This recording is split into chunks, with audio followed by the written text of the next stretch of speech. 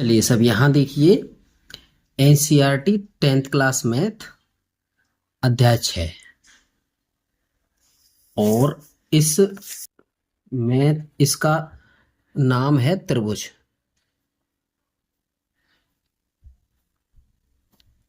इस चैप्टर का नाम है त्रिभुज। चलिए साहब त्रिभुज नाम है इसका।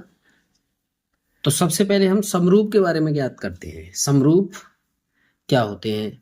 कोई भी आकृतियां समरूप कब होंगी? देखिए कोई भी दो वृत्त समरूप होते हैं, यानी कि देखेंगे तो वे रूप में समान। जैसे लड़का है लड़का, लड़का लड़का, ठीक है। आयत है आयत, वृत्त है वृत्त, देखने में समान।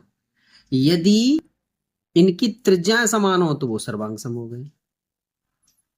देखने में तो समान है, जैसे मान लीजिए वृत्त है और दूसरा भी वृत्त है, तो ये तो हो गए समरूप। लेकिन उन दोनों की त्रिज्या नाप तोल अगर उनकी बराबर है तो वो समरूप हो गए, सॉरी सर्वांग सम हो गए। तो इस तरह से समरूप और सर्वांग सम में ये अंतर होता है जी। और समरूप का चिन्ह इस तरह से होता है। अब त्रिभुजों की समरूपता के बारे में बताएंगे। तो देखो कोई भी दो वृत्त समरूप होंगे यदि उनके संगत कोण बराबर हों और उनकी संगत भुजाएं समानुपात में हो। जैसे दो आकृतियां बना ली हमने, एक त्रिभुज ले लिया हमने ए बी सी और एक ले लिया डी ई एफ। दो त्रिभुज ले लिए। यहां पर हमने क्या किया कि ये दोनों त्रिभुज समरूप हैं। कैसे समरूप है? क्योंकि इनकी भुजाओं का अनुपात देखिए ए बी और डी सी, यानी कि ये वाली भुजा इस वाली भुजा के समानुपात में है। और यानी ये दो होगी तो ये चार होगी उसी के अनुपात में। तो और देखो बी सी, यानी कि ये वाली भुजा इस वाली भुजा के समानुपात में है और ये वाली भुजा इस वाली भुजा के समानुपात में है। और एंगल देखो, angle A equal to angle D equal to 30 अंश, angle B angle E equal to 65 अंश, और एंगल सी और एंगल एफ ये 85। तो इस तरह से हम इन दोनों त्रिभुजों को समरूप त्रिभुज कहते हैं, कह सकते हैं, क्योंकि इनको रूप में देखने पर दोनों त्रिभुज त्रिभुज हैं। और वैसे अगर नापा जाए तो 30 का ये 30 का ये 65 का ये 65 का ये 85 का ये 85 का ये, और इनकी भुजाओं का अनुपात भी समान है। तो इस तरह से ये समरूप त्रिभुजों के बारे में हमने आपको एक डाटा बताया। चलिए साहब अब अगला टॉपिक देखते हैं। आइए अब आता है, देखो यहां लिखते हैं आधारभूत समानुपातिक प्रमेय, जिसको हम थेल्स प्रमेय भी कहते हैं, जिसको हम प्रमेय 6.1 भी कहते हैं। यानी किसी त्रिभुज की एक भुजा के समांतर खींची गई रेखा उसकी अन्य दो भुजाओं के जिन दो बिंदुओं पर काटती है वे बिंदु उन भुजाओं को समान अनुपात में बांटते हैं। मतलब ये त्रिभुज बना, दो बिंदु डी और ई हमने लिए और इन दोनों को अगर मिलाया तो ये ऊपर वाला अनुपात इसके बटे और ये नीचे वाला अनुपात इसके बटे, ऐसे करके ये समानुपात में होंगे। ये हमें प्रूफ करना है। तो यहां हम सबसे पहले लिखेंगे दिया है लिखा हमने त्रिभुज एबीसी जिसमें एक रेखा डीई, ये जो डीई है भुजा ए बी और ए सी के क्रमशः बिंदु डी और ई बिंदुओं पर काट रही है साहब। अब हमें सिद्ध क्या करना है कि ए डी यानी कि इस भुजा का ऊपर वाला भाग बटे इसका नीचे वाला भाग बराबर इसका ऊपर वाला भाग बटे इसके नीचे वाला भाग, ये सिद्ध करना है हमें। या फिर ये रेशियो ये रेशियो ये प्रूफ करना है हमें। अब आइए हमने रचना करी। रचना में हमने क्या किया, बीई जो भुजा थी हमारी इसको मिलाया डॉट डॉट और इसको मिलाया, और फिर ई एफ जो था ई एफ ये लंब खींच लिया था, जो इस त्रिभुज के लिए भी काम करेगा, जो और इस त्रिभुज के लिए और इस त्रिभुज के लिए। और क्या खींचा हमने, डीजी ये वाला ये लंब खींचा। और देखो त्रिभुज के क्षेत्रफल का सूत्र होता है 1/2 आधार गुणा ऊंचाई, ठीक है ना। तो उत्पत्ति में हमने लिखा कि एरिया ऑफ त्रिभुज कितना, ADE, ADE,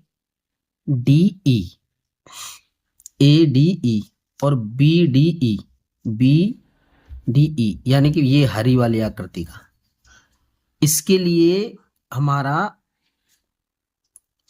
जो लंब बनेगा, लंब जो बनेगा, देखो ये त्रिभुज हमारे दो तरीके के बनते हैं, ये मैं बताता हूं। देखो त्रिभुज हमारे दो तरीके के बनते हैं, एक तो ऐसा बनेगा, ऐसा त्रिभुज बनेगा, तो इसका तो शीर्ष लंब आपका ये बन जाएगा H, ऊंचाई, ये ऊंचाई हो गई, ऊंचाई और ये आधार। लेकिन अगर हम इसी को अधिकोण त्रिभुज बना दें ऐसे, ये वाला अधिकोण त्रिभुज, तो इसका लंब आपका ये करके बनेगा यहाँ, तो लंब हमारा ये बनेगा ऊंचाई और ये होगा हमारा आधार, आधार इस तरह से बनेगा ये। तो हमारा ये वाला त्रिभुज जो बना, ये अधिकोण वाला त्रिभुज बना, ये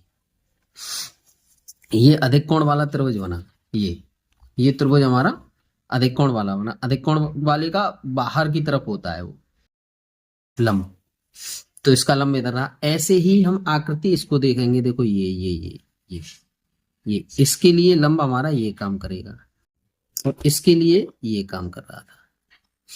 तो इस तरह से हम क्या करेंगे, एरिया ऑफ त्रिभुज ये और ये, तो देखो 1/2 AD यानी आधार, इसका आधार बना AD, A और D पूरा आधार, और EF ये बना इसका लंब, और BDE ये वाले में ये बाहर की तरफ जाएगा, बाहर की तरफ जाएगा तो लंब तो यही रहेगा। तो BD हमारा आधार हो गया और ये करके लंब हो गया, ये बनाया। अब देखो ये जो सेम चीजें थी वो काट दी गई, इस तरह से हमारा समीकरण नंबर फर्स्ट बना। ऐसे ही ADE इसके एक शीर्ष लंब ये था, इसका एक शीर्ष लंब ये था, तो दो बना हमारा AE, देखो AE इंटू DG, ये वाला D और G ये बना। अब आए त्रिभुज DEF, ये नीला वाला जो मैं ले रहा था, अभी मैंने नीला वाला लिया है ना, ये नीला वाला जो मैं ले रहा था, ये इसका बहिष्कोण आपका ये बनेगा, इसके लिए ये बनना चाहिए, ये बनेगा। तो इसके लिए हम क्या करेंगे, 1/2 EC और DG, और DG से DG काट दिया, 1/2 से 1/2 काट दिया। इस तरह से हमारा ये दूसरा समीकरण बन गया।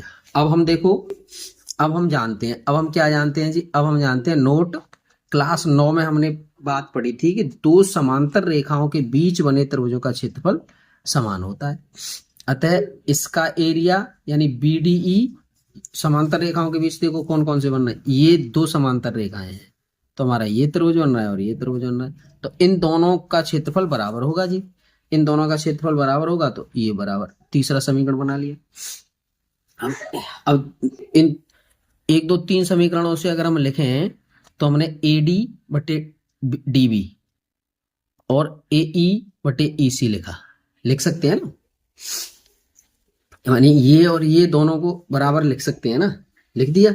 इनको बराबर लिखने के बाद ये बना, और इधर का अनुपात बराबर है इधर का अनुपात। इस तरह से हमारा ये थेल्स प्रमेय या आधारभूत समानुपातिक प्रमेय कंप्लीट होता है। ये बेसिक है इसका, इससे ही पूरी एक्सरसाइज या ये चैप्टर में ज्यादातर इसी का जरूरत पड़ेगी, इसीलिए इसे आप तैयार करना ढंग से।